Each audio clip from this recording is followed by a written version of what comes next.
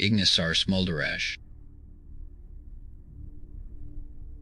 The first thing Ignisar Smolderash feels is not warmth, but absence. An aching, marrow-deep cold where once 1,000 pyres burned in his name.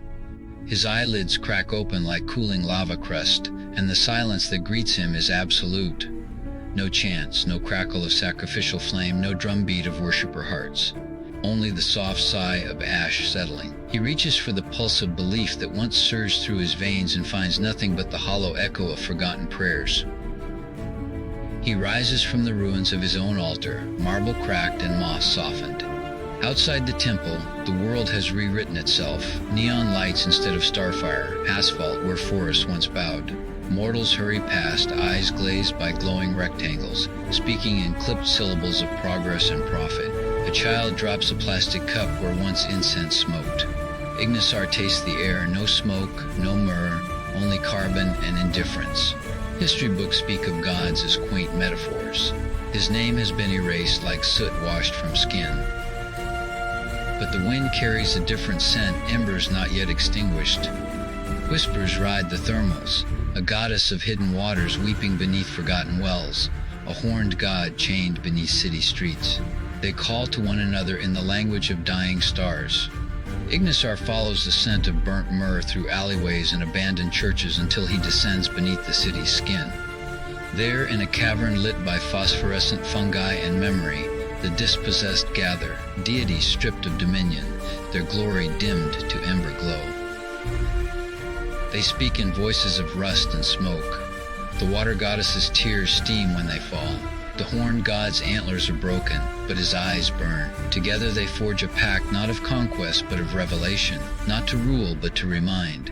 They will seed miracles subtle as frost on windows, sudden as roses blooming from concrete.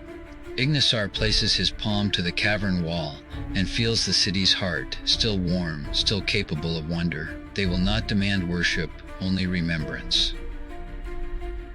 The first miracle is small, a commuter train frozen in time, passengers suspended mid-sip of coffee. While outside the windows, autumn leaves turn to flame and back again. Children see it and smile. Adults film it and call it art. But the authorities call it terrorism. Screens flicker with warnings. Special units hunt for the source. Some mortals begin to dream of gods, not as myths, but as memories. Others wake screaming, unable to bear the weight of forgotten divinity pressing against their ribs. The conclave gathers one last time beneath the city. They stand at the crossroads where subway lines intersect like ancient runes. The water goddess's hands drip with potential futures. The horned god's broken antlers cast shadows like crescent moons. Ignisar feels the choice crystallizing. They could burn the world until it remembers their names, rule through terror and trembling.